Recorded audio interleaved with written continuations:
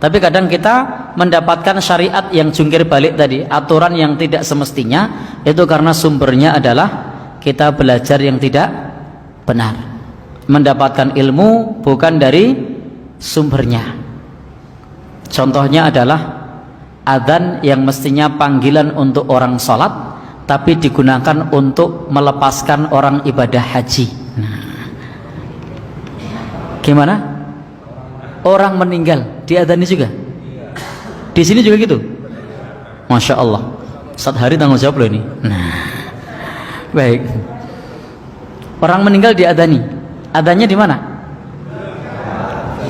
Di kuburan. Oh iya, itu mayatnya suruh sholat atau gimana? Baik. Adzan itu untuk yang hidup. Nah, untuk yang hidup, mendengarkannya, menirukannya, mendapat pahala, karena itu sunnah Nabi. Menghadirinya, menghadiri panggilan adzan hukumnya, ya, ulama beda pendapat. Nah, yang jelas ketika ada kumandang adzan, saat itu ada salah seorang sahabat Nabi namanya Abdullah ibn Ummi Maktum minta keringanan kepada Nabi. Diberi keringanan tidak? Diberi. Tapi Nabi kemudian bertanya, hal sami'tan nida bis shalah, apakah kamu mendengar adzan panggilan salat? Dijawab, na'am, iya. Kalau demikian, maka penuhilah panggilan adzan. Berarti salat berjamaah itu tidak wajib. Yang wajib adalah yang mendengar adzan. Iya kan? Kesimpulannya wajib enggak? Tidak. Nabi tadi mengatakan wajib setelah bertanya, apakah kamu mendengar adzan? Berarti hukum menghadiri sholat jamaah wajib apa tidak? Kalau mendengar adzan. Jadi pripun? Iya benar. Nah, jadi kalau mendengar adzan. Baik. Jadi berarti panggilan adzan untuk siapa? Orang yang masih hidup. Karena apakah kamu mendengarkan adzan? Ya. Nah, maka wajib diminta untuk menghadiri panggilan adzan. Kalau orang mati dengar adzan enggak? Tidak. Nah, baik, berarti sudah jelas bahwa panggilan adzan untuk orang yang masih hidup. Terbukti yang disuruh hadir salat berjamaah siapa? Yang mendengar adzan. Maka kalau tidak mendengar adzan wajib tidak? Tidak. Baik. Lalu kenapa ada orang yang mengadzankan orang yang meninggal? Tadi karena mendapatkan data yang tidak benar. Artinya kita di dalam belajar juga perlu mencari data dan sumber yang kredibel dari kitab atau buku atau guru yang terpercaya. Memang ada hadis seperti ini, la yazalul mayyit yasma'ul adzan. Mayit itu senantiasa mendengar adzan malam yutoyan, selama belum ditimbun. Hadisnya ada enggak? Ada. Tapi hadis ini kata Imam Ibnul Jauzi di dalam kitab Al-Mawdu'at, Al-Mawdu'at itu artinya kumpulan hadis palsu, hadisnya palsu. Dan Imam Ibnu Hajar menyebutnya sebagai isnadnya batil, sehingga tidak bisa diamalkan.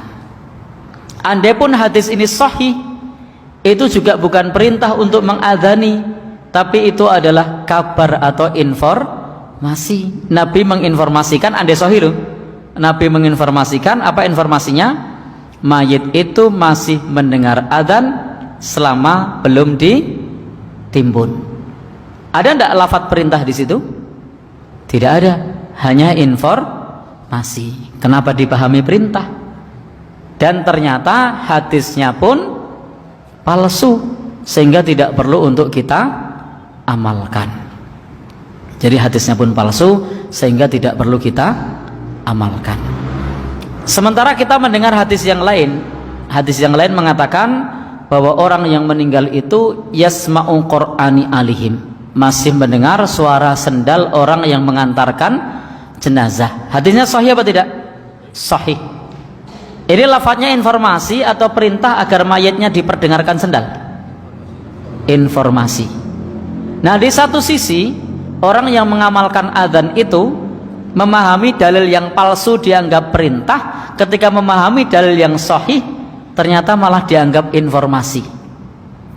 Dan ternyata memang benar bahwa hadis ini adalah informasi bahwa mayit itu masih mendengar suara sendal orang yang mengantar jenazah, bukan perintah supaya jenazahnya diperdengarkan suara sendal. Perintah itu bukan. Tapi kenapa ketika tadi ada hadis palsu masih mendengar adzan lalu dipahami perintah mendengar adzan? Karena hadisnya sama, lafadznya sama kan, tetapi kenapa cara memahaminya berbeda? Maka ada persoalan di dalam memahami dalil. Dan yang pasti hadisnya palsu, sehingga tidak perlu kita amalkan.